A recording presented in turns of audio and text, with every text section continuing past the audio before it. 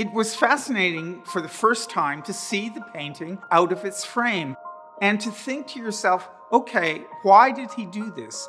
Why did he so radically change his mind and decides there's too much space at the top, there's not enough space at the bottom?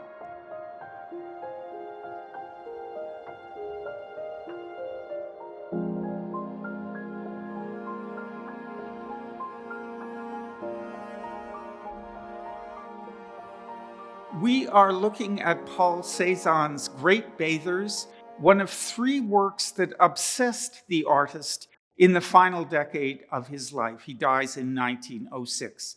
During that final decade, he wants to paint a big, monumental, multi-figure painting of nude female bathers on the beach. For Cezanne, everything has to do with spatial relationships. At some point in developing the picture, he decides there's too much space at the top, there's not enough space at the bottom. So he folds over the top several inches of the canvas and adds on the bottom. We're in a remarkable moment here where we can see that in the conservation studios of the National Gallery because it is about to undergo a campaign of conservation. The painting came up to the conservation studio for cleaning. The painting is in an extraordinarily good condition, but it had accumulated a large amount of surface dirt since it was acquired in 1964, and this gave the painting a very dull grey appearance. So that dirt layer was removed along with a very thin yellowed varnish layer, but it was really the dirt layer that made the most dramatic difference to the colours, particularly these blues here. And you also now fully appreciate some of the subtle variations between warm and cold colours, particularly in the modelling back of this figure here. So that cleaning is now complete.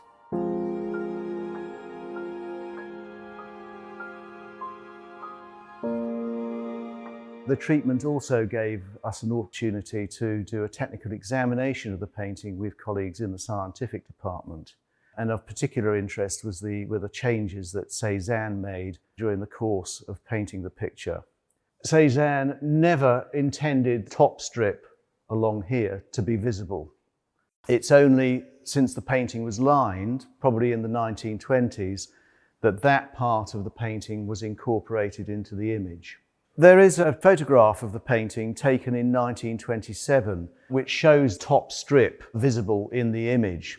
So we know that the lining that was carried out had to have happened before that date. And we also know that that lining was carried out in France because there are remnants or fragments of French newspaper down the sides here. So the newspaper would have been used as part of the lining process. The lining process involves heating the painting up with an iron going over the surface whilst the painting is flat and supported by a board underneath.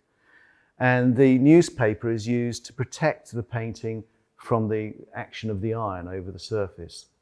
And sometimes that gets stuck to the edges during the treatment. Sometimes in paintings that have been lined in France, you can find quite a lot of the newspaper around the edges, and you might be lucky enough to find a date. But in this instance, there are only parts of French words. So Cezanne folded this part of the canvas around the back of the stretcher. This is about 10 centimetres between here and here. And at the same time, he had a 10 centimetre strip sewn onto the bottom of the picture here. So at this right edge here, he also enlarged the painting slightly by about 4 centimetres by incorporating a tacking edge that would have been around the edge of the stretcher. So he brought that into the image and painted that up. And you can still see here some of the tack holes that were used to pin the canvas onto the stretcher initially. These sorts of changes are not unusual in Cezanne's paintings. For example, one of the other paintings in this series, The Big Bathers in the Barnes collection in Philadelphia, had extensions made to the right edge with new additions of canvas, and at the bottom edge, and along the top edge of that painting he incorporated a tacking edge there. These kinds of changes and the changes he makes to the actual painting during the course of painting are all striving to find a solution to depicting these figures within a landscape, a complete unity between landscape and figures. The treatment of this painting was relatively straightforward. That took around about 7 months to complete. The previous frame was a gilded frame, the tonality of which was too close to this colour in the foreground, and it had the effect of having the painting and frame merged together, really. We now have a new frame for the painting, a cassetta style frame with dark edges and a pale blue border, a flat border in the middle. So we look forward to having this painting back on display shortly. It was fascinating for the first time to see the painting out of its frame and to think to yourself, okay, why did he do this? Why did he so radically change his mind, maybe halfway through the process? And it all has to do, I think, with visual, physical relationships among the figures and the landscape they're in. Always with Cezanne, it's about balance between figures, between land, between air. And we literally see him working out these problems. It is painted with great ease and pleasure, and it has a sense of joy to it. From 1906, the year that Cezanne dies, it is shown in a great exhibition in Paris. All the modern artists are there in Paris looking at it. Picasso, Matisse, everyone realizes that this artist who has just recently died was, if you will, the father of them all, and that they must study him very closely, and that will lead them into wherever it was modern art was going.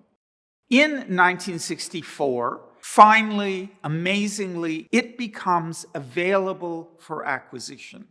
The National Gallery realizes that if the nation is ever to have one of the supreme Cezanne paintings, we have to act now. Interestingly, the artist trustee at the National Gallery at that moment was the great sculptor Henry Moore, and Henry Moore championed this. We must acquire this painting.